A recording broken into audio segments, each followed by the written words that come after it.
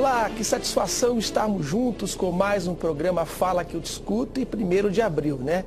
Dia reconhecido internacionalmente como o Dia da Mentira. Comigo hoje no programa está o Miguel e a Ana, que vieram participar conosco do programa Fala que eu discuto. Sejam bem-vindos. Obrigado. Ao programa. E vamos falar a respeito desse tema que é mentira. Você sabia que, de uma forma ou de outra, a maioria das pessoas mentem? Pelo menos isso é o que dizem as pesquisas. É cientificamente provado que mentiras leves fazem parte da vida do ser humano. Segundo especialistas, isso acontece porque procuramos desculpas para comportamentos que poderiam julgar como inadequados. E as conclusões vão além. Afirmam que sem elas, as mentiras, as relações humanas seriam impossíveis. Porém, quando a mentira chega a dimensões patológicas ou até mesmo a intenções criminosas, a discussão é completamente diferente. No programa de hoje, o tema são as mentiras nesse 1º de abril. Seria uma doença, falta de caráter ou às vezes elas são necessárias? Tá bom? A Ana vai atender a Rita Pinella, ela é psicóloga aqui de São Paulo. Ana? Doutora Rita, bom dia. Olá, tudo bem, Ana? Tudo bem? Qual a opinião da senhora sobre a mentira, os mentirosos? Tem justificativa? É uma falta de caráter? Então, a princípio, a gente vive num mundo onde as mentiras, elas são constantes, né? Todos nós mentimos, mesmo que a gente não admita.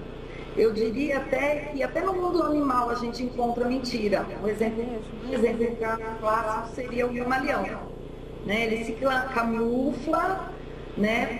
Ele cria uma ilusão ótica diante de uma ameaça, de um predador. Isso é uma mentira. No caso do ser humano, a gente tem que pensar no seguinte: a mentira está a serviço de quê? Com qual objetivo? Com que frequência e em que contexto? Então, como algumas pessoas aí falaram, tem mentirinhas que são saudáveis, como, por exemplo, um exemplo clássico é quando a namorada se sente com uns quilos a mais, ela sabe que ela está mais gordinha, e aí ela pergunta para o namorado: eu tô gorda? O namorado sabe, visualiza que ela engordou, mas ele vai mentir. Ele vai falar assim: não, querida, imagina, não tá, você tá do mesmo jeito, linda e maravilhosa.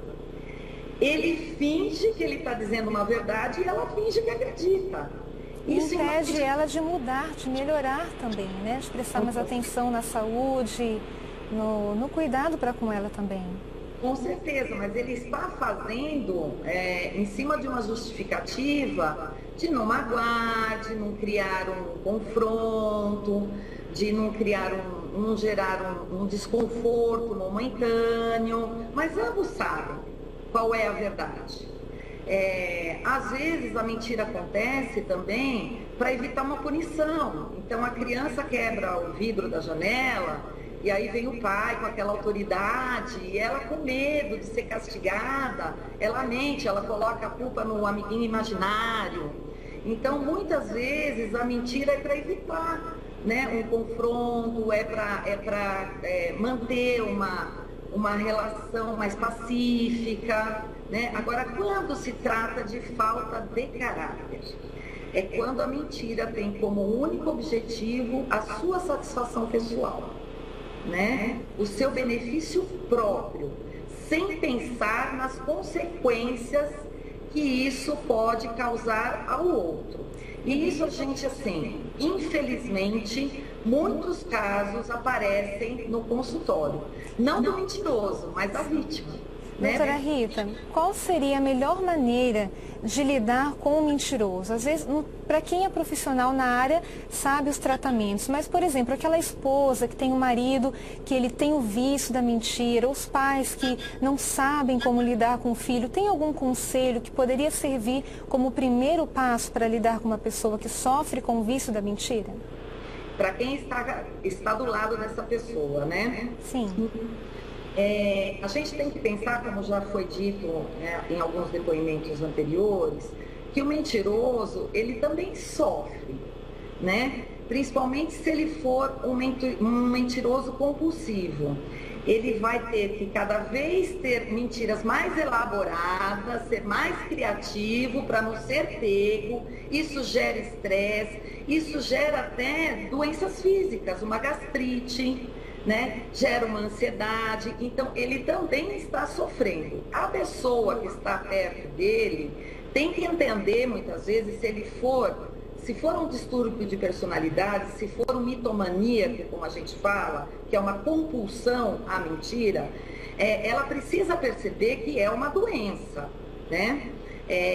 E aí ela pode, com certeza, estar conversando com o seu companheiro, com o seu familiar, enfim, né?